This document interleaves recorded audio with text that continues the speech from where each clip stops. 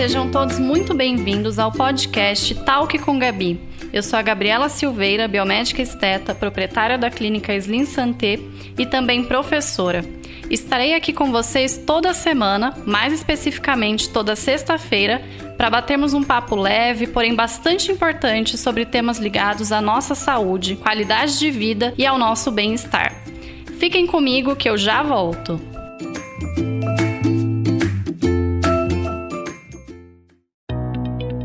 Este episódio do Talk com Gabi tem o apoio da clínica Slim Santé, onde você encontra uma equipe multidisciplinar capacitada para atender diversos procedimentos. Afinal, estar de bem com a vida é saber reconhecer as infinitas razões para ser feliz. Para saber mais, acesse clinicaslimsanté.com.br.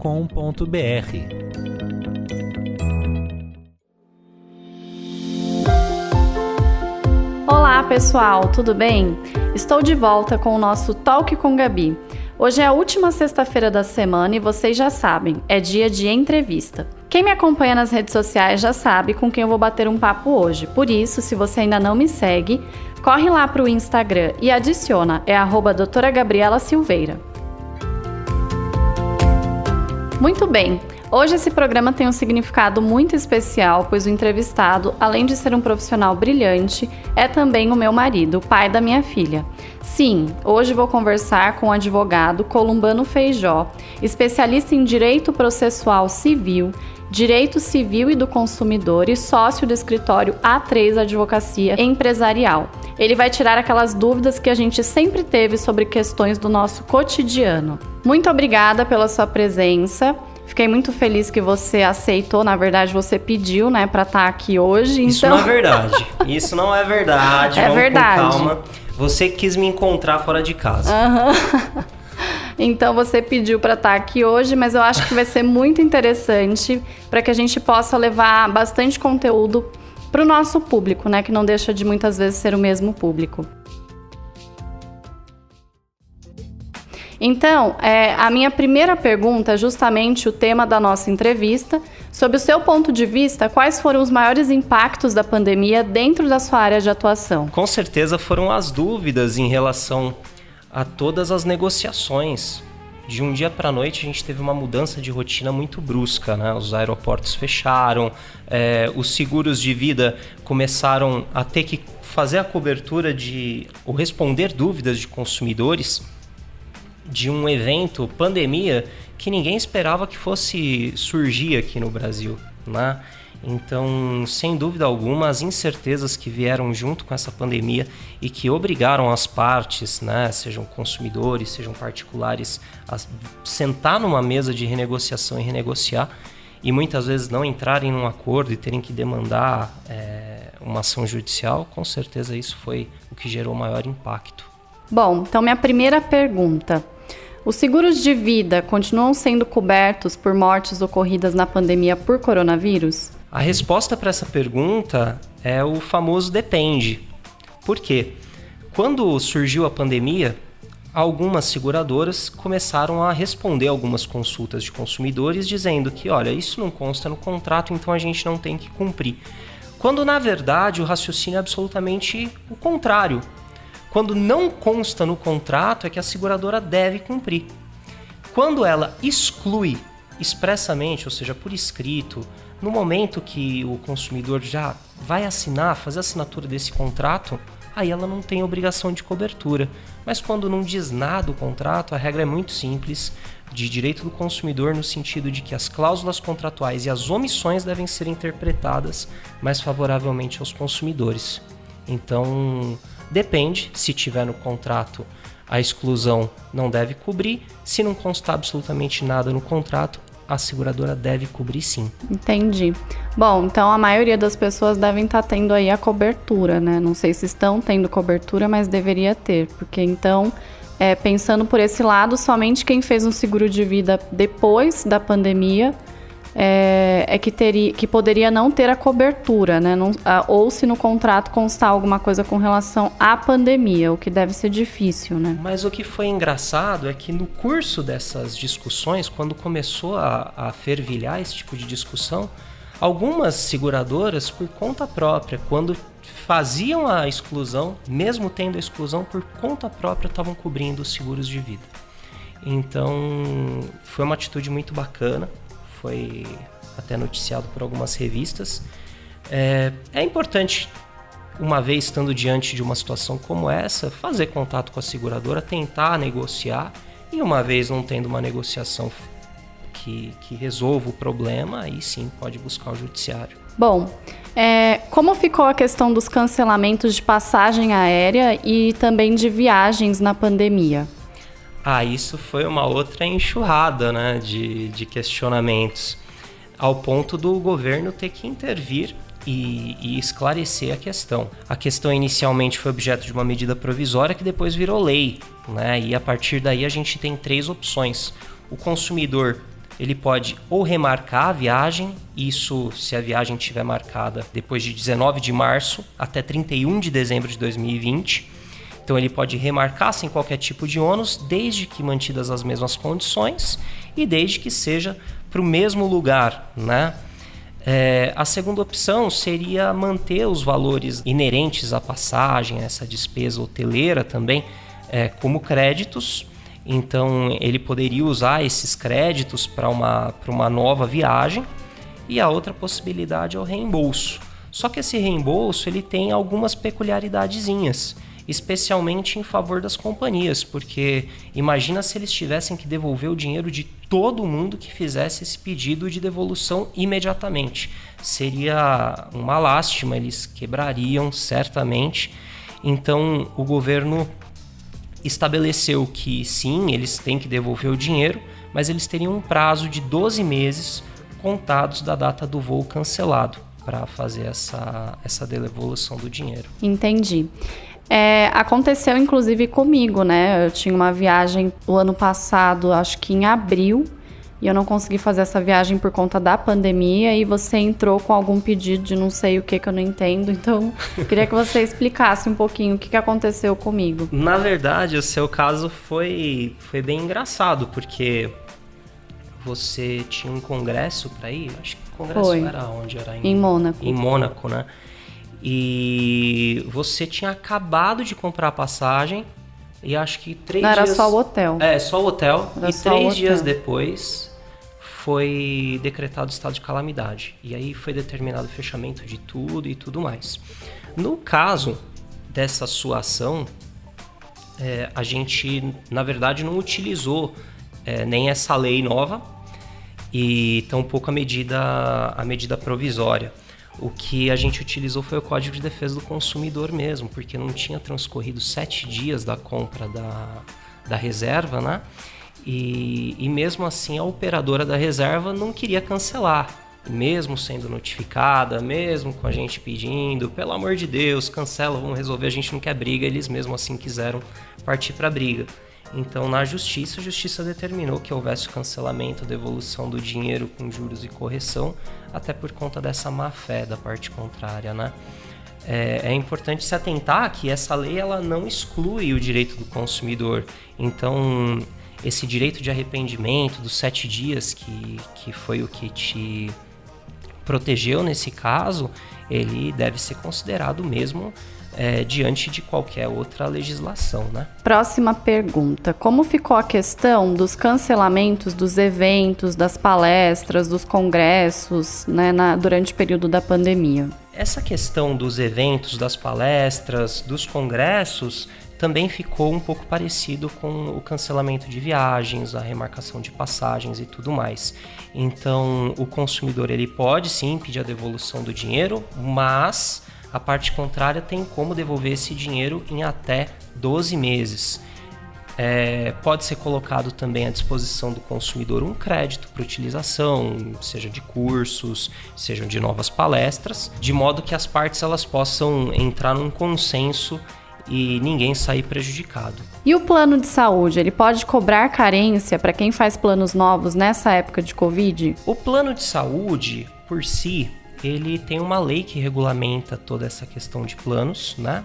A Lei 9656, e nessa própria lei ela já estabelece alguns prazos de carência máximos. O maior prazo de carência que hoje a gente tem é de 2 anos, mas para doenças ou lesões pré-existentes.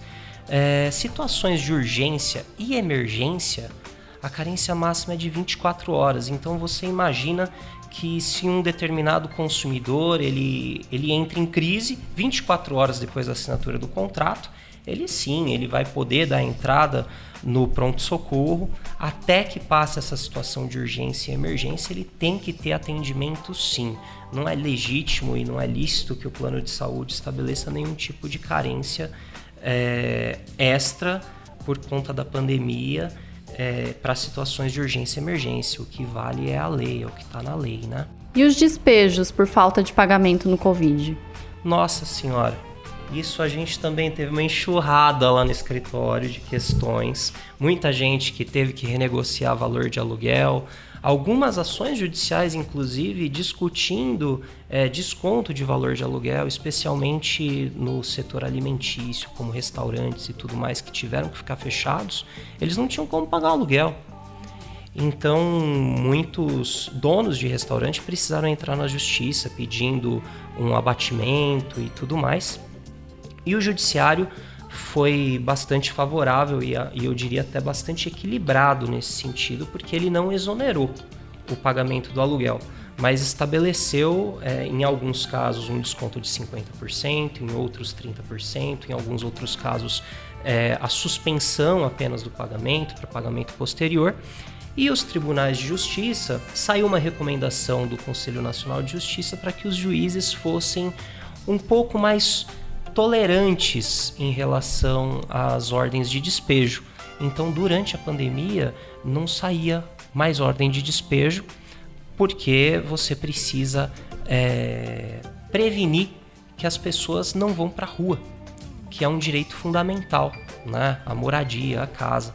E durante a pandemia fica muito mais difícil que essas pessoas tenham acesso a constituir, estabelecer um novo lar.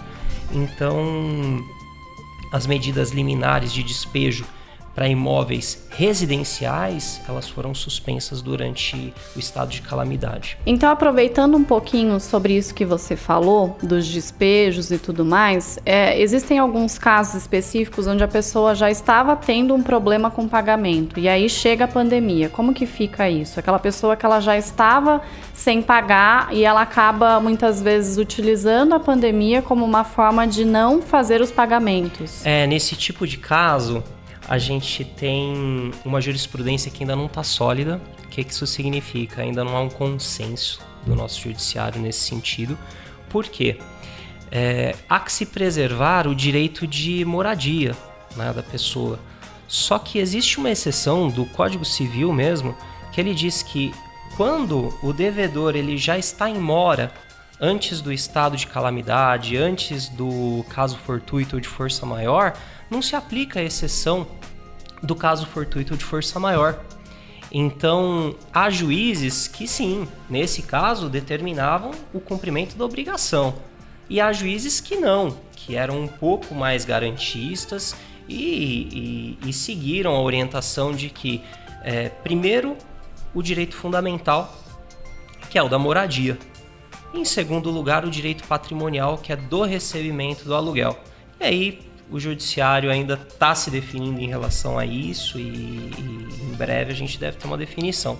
Minha posição é no sentido de que deve-se preservar o direito fundamental, que é muito complicado você despejar uma pessoa numa época de pandemia. E outra coisa também, pensando nisso, em alguns casos, principalmente casos comerciais, acontece daquele comércio ter fechado durante o período da pandemia e muitas vezes do proprietário ter dado algum desconto, às vezes de 50%, tem proprietário que às vezes dá desconto até de 70%, de 20%, enfim, isso vai ser acordado realmente com o proprietário.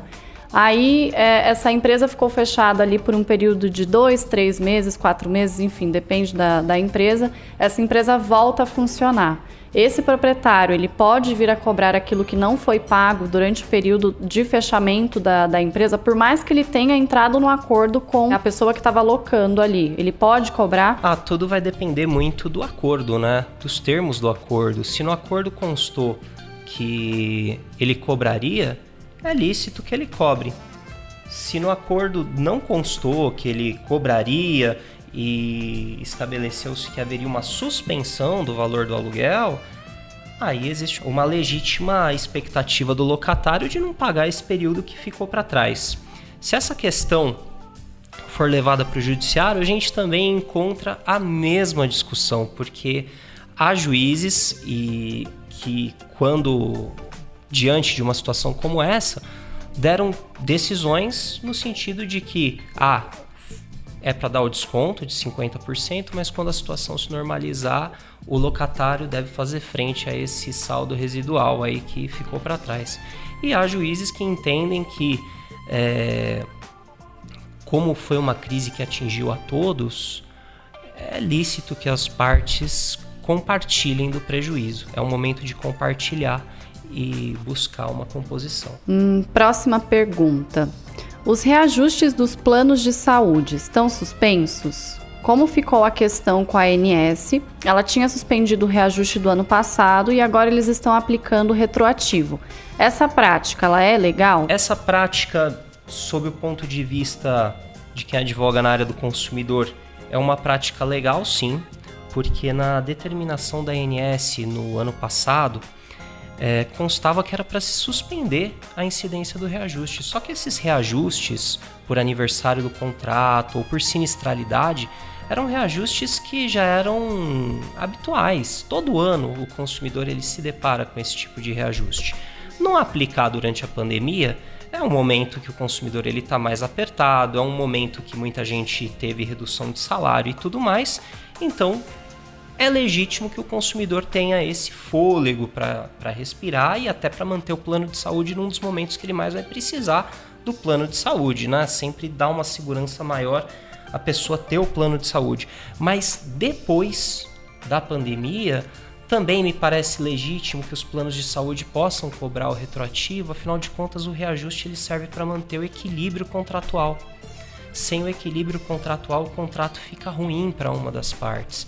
Então a ANS determinou que os planos de saúde poderiam sim fazer a cobrança desses valores, mas que esses valores eles deveriam ser diluídos nas parcelas para que o consumidor não sentisse tanto no bolso a incidência desse retroativo.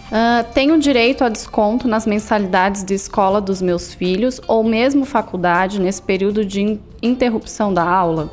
Acho que, né, da aula online. É que antes de se estabelecer a aula online, as escolas pararam mesmo. Né? Algumas, depende da escola, né? Depende muito da escola. Há casos e casos, né? Não é a mesma resposta para cada tipo de aluno. Você tem o aluno universitário, você tem o aluno do ensino médio, você tem o aluno do ensino infantil. Por essa situação, a gente também passou, né? Porque logo quando surgiu essa pandemia, a gente tem uma filha pequena de 3 anos. 3 anos, mas quando surgiu a pandemia ela estava com 2 e tinha acabado de completar 2, tinha acabado de ir para a escola e tudo mais. E olha, seria impossível colocar uma criança de 2 anos na frente do computador para assistir aula online, para fazer atividade, por mais que os professores mandassem o videozinho da musiquinha, do violãozinho, não tinha condição nenhuma, né? Então, inicialmente a gente tentou negociar com a escola, não foram muito flexíveis, deram só nem 10% de desconto pra gente. Sendo que nesse período também, os pais mandam as crianças para a escola para poder trabalhar. Para poder trabalhar. E não é um período de alfabetização onde a criança vai ficar na frente do computador e vai aprender alguma coisa que, né, vai fazer tanta diferença. Então, não fazia sentido. Pois é, e nem para ficar assistindo a aula da professora, tocando a musiquinha, cantando e fazendo, né? A gente precisa trabalhar. Então, no nosso caso, como a nossa filha era muito bebezinha, a gente optou por tirá-la da escola, né? Mas por que eu tô falando isso? Porque há casos e casos. No caso do ensino infantil, a gente não tem nenhuma legislação que estabeleça uma obrigação da escola dar um desconto. Não tem. O que aconteceu depois que surgiu essa pandemia, foi uma enxurrada de ações judiciais no Tribunal de Justiça discutindo se era legítimo que as escolas cobrassem a mensalidade integral ou não, né? Então, tem um exemplo de um curso de medicina de uma faculdade bastante tradicional que ela estabeleceu a aula online. Só que ela cobrava uma mensalidade altíssima porque o aluno ele fazia o laboratório, ele tinha a parte prática e durante a pandemia ele não ia ter essa parte prática. Então, foi concedida uma liminar pelo Tribunal de Justiça para suspender a cobrança integral da mensalidade e estabelecer um desconto enquanto a pandemia perdurasse. Por outro lado, existem casos que o Tribunal de Justiça também negou esse desconto e legitimou a cobrança integral, porque a aula online supriu a necessidade. Então, um aluno de direito que não tem aula prática. Não tem aula prática, o direito é muito abstrato, né? Então, a aula online ela resolve o problema naturalmente e muito bem, e o aluno consegue ter acesso ao conteúdo. Então, esses casos, em especial de escolas e faculdades, eles foram tratados individualmente, de acordo com as suas peculiaridades e tudo mais. Então, a resposta para isso também depende. Sim, né? Até porque por mais que a gente saiba que a aula online não é algo legal, mas é algo que, querendo ou não, a faculdade continua tendo os mesmos gastos, né? Porque o professor, mas o professor está em casa. Ele está em casa, mas ele está sendo pago do mesmo jeito. Então, como que essa universidade ou essa escola ela vai sobreviver também diante daquilo? A escola também não esperava a pandemia. Pois é. É uma situação nova, né? A realidade que se impôs. Mas o importante é sempre... O meu avô, ele dizia um negócio muito importante para mim quando eu estava no começo da faculdade. Ele dizia assim, olha, quando você não souber resolver um problema jurídico, você pergunta para o porteiro do prédio que não estudou direito. Porque direito é puro bom senso. Então você procura uma pessoa que seja totalmente de fora da área e pede a opinião dela. Agora eu entendi porque que às vezes você me pede opinião. Pois é, que você tem as melhores opiniões, né? Agora ficou claro. Bom, próxima pergunta. Minha luz, água ou gás, ela pode ser cortada durante a pandemia? Não pode ser cortada durante a pandemia. É um direito fundamental, essencial para que você tenha o mínimo de dignidade. Então, não tô falando para você parar de pagar né? A água, a luz, porque a conta chega um dia, né? Você vai ter que pagar isso aí. Mas durante a pandemia, não. Você não pode sofrer o corte da sua luz, nem da sua água, porque você precisa dela para sobreviver. E em momentos como esse, o que se procura preservar é a dignidade da pessoa humana, são os direitos fundamentais e, com certeza, a água, a luz são despesas básicas que fazem parte desses direitos, né? Aproveitando também já essa pergunta, se a pessoa fica sem pagar só porque ela agora está sabendo dessa informação que ninguém vai cortar, né? Ela vai ficar devendo. E ela pode ter o nome também negativado. Lembrando, né? que a pandemia acabou agora, né? A pandemia não, o estado de calamidade acabou dia 31 de dezembro. Tá. Bom, não consegui pagar minha fatura do cartão ou empréstimo. O banco pode cobrar juros? Ou qualquer outra empresa também? Pode sim. Inclusive, tiveram algumas ações judiciais nesse sentido. Gente, o que não faltou foi ação judicial durante essa pandemia, né? Discutindo tudo.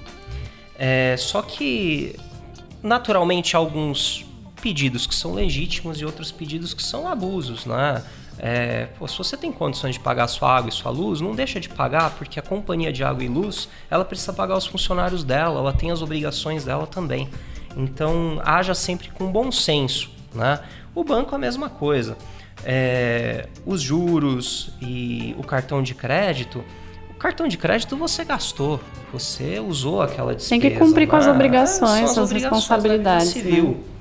E os juros, você pegou um empréstimo e nada mais legítimo do que você arcar com os encargos contratuais, salvo aqueles que são abusivos. E aí você pode procurar um advogado que seja especialista nesse tipo de questão para analisar seu contrato.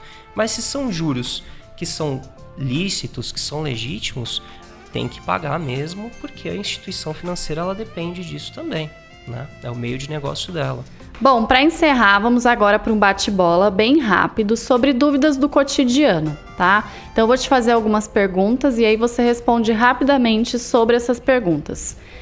Então, um exemplo. Eu tô num comércio, no estacionamento acontece bastante, mas qualquer outro comércio. Chego lá, na hora de pagar, tem uma placa escrito: aceitamos somente débito. Pode, não pode? Pode sim. Pode parecer até estranho eu responder que pode, mas pode. O que existe nesse tipo de situação é a obrigação do proprietário do estabelecimento comercial deixar claro para o consumidor antes que ele consuma quais as formas de pagamento que ele aceita receber, né?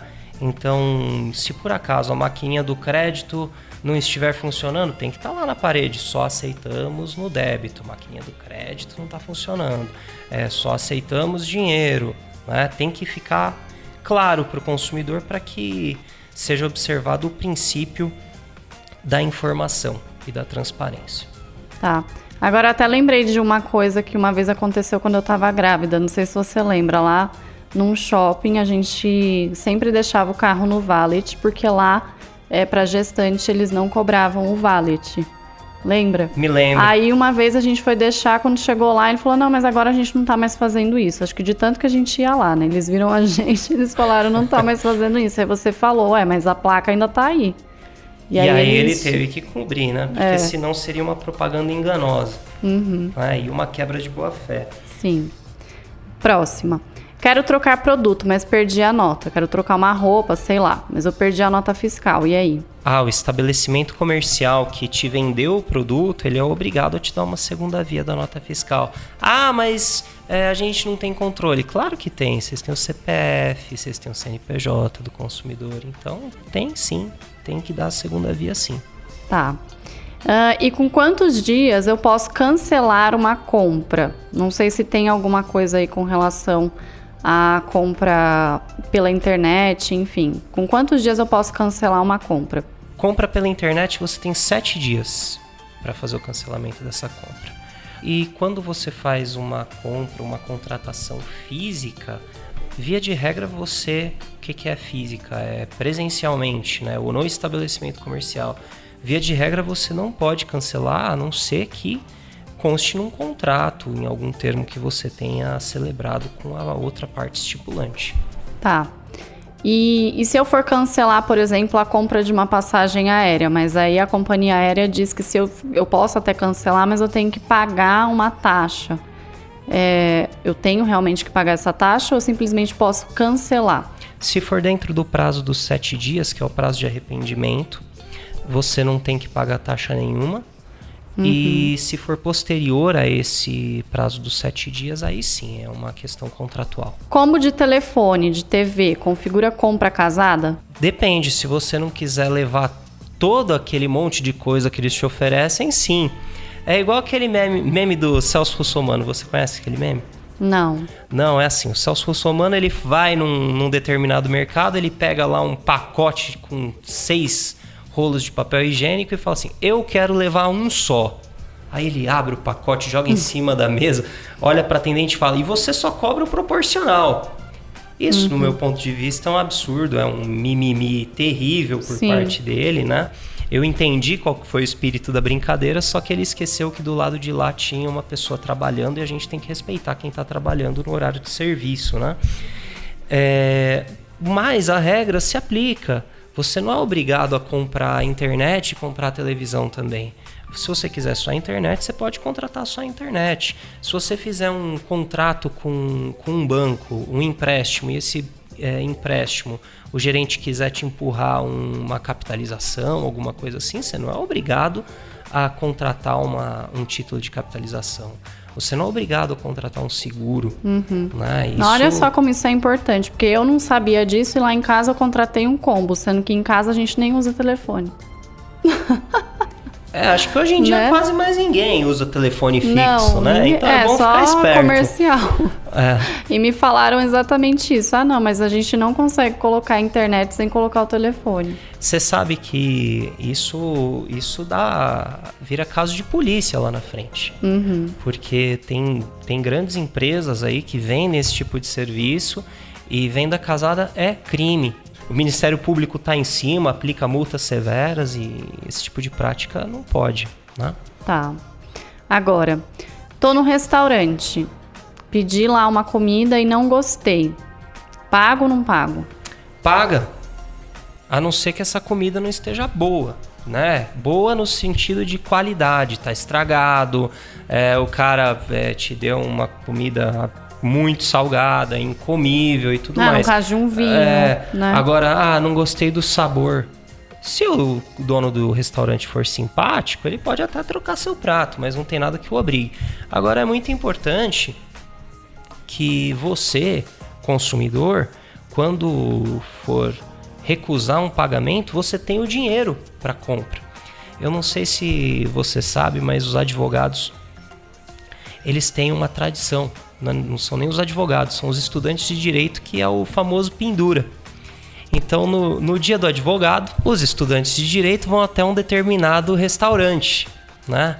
E aí chega na hora, e eu não vou dizer que eu nunca fiz isso, tá, gente? Embora fez, inclusive, comigo. Eu me arrependa, né? me arrependa muito. Mas era tradição de faculdade. É tradição de faculdade, quando a gente é moleque, a gente faz mesmo, apronta mesmo. Mas chega na hora de receber a conta, todo mundo coloca... Bati aqui na mesa, viu, gente? Por isso que é esse barulho. Mas todo mundo... o pessoal coloca uma cartinha contando a história do pendura e dizendo que não são obrigados a fazer esse pagamento da conta, né? O dono do restaurante fica putíssimo da vida, vai pra delegacia, perde o dia inteiro... chama a polícia, etc. É uma grande sacanagem, mas de fato.